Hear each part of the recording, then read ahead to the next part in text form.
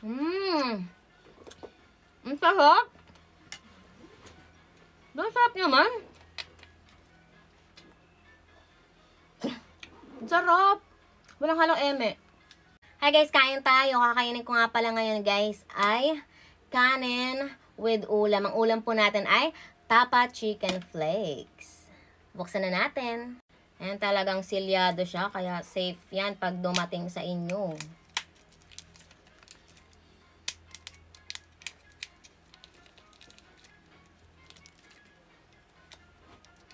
Diba? Ang hirap buksan. Kasi nga, para hindi madali mabuksan. Ayun. Amoy pa lang. Ang sarap ng kainin, B. At ayan, kumain na tayo. Kumain na tayo.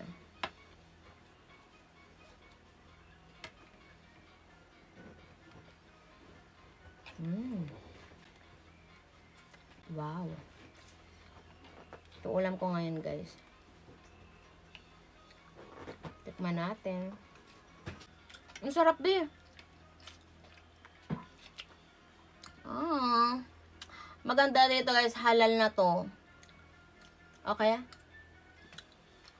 Ngayon lang ako nakakita ng tapa na chicken. Chicken tapa siya. Ang sarap. Sarap din. Ang sarap. Hindi lang masarap. Sobrang sarap. Walang halong eme.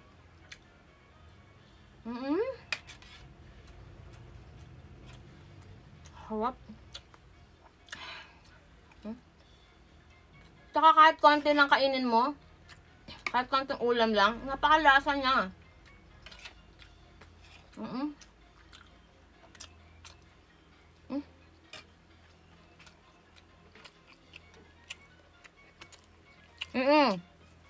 Diyan nyo siya ma-order sa may link. Diyan sa title ko. Naka-live din ako sa FB guys. Ang sarap. Alam mo, kahit ganito lang ulam mo. Sobrang malasa. Ang sarap.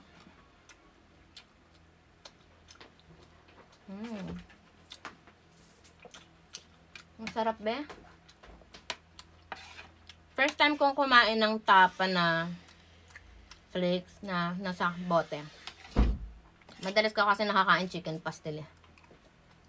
Saka mga crab paste. Harap, nagustuhan ko. Nagustuhan ko to.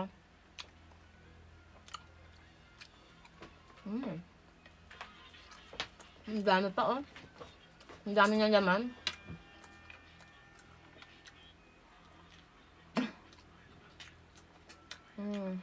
Sarap. Pang matagalan nyo na tong ulam ah. Kasi sobrang malasa siya kahit konti lang lagay mo. Kung i-rate ko to guys, 1,000,000/10. Sobrang sarap kasi B. Hindi ko siya ma-describe na masarap lang. Sobrang sarap. Naubos ko yung kanin B oh. Napakamalasa na. Kahit nga ganito lang kakonti ulam mo. Malasa. Ubos. Ang sarap, be. The best. Bawal pa yung word na the best. Lagit tayo kay TikTok. Sobrang sarap. Kaya kung ako sa inyo, i-check out na para may ulam kayo dyan. Pag tamad kayong magluto dyan. Ayan. Diba? Ready to eat na. No need to cook. Sarap, be. Promise. Perfect siya. Check out na nandiyan sa yellow basket.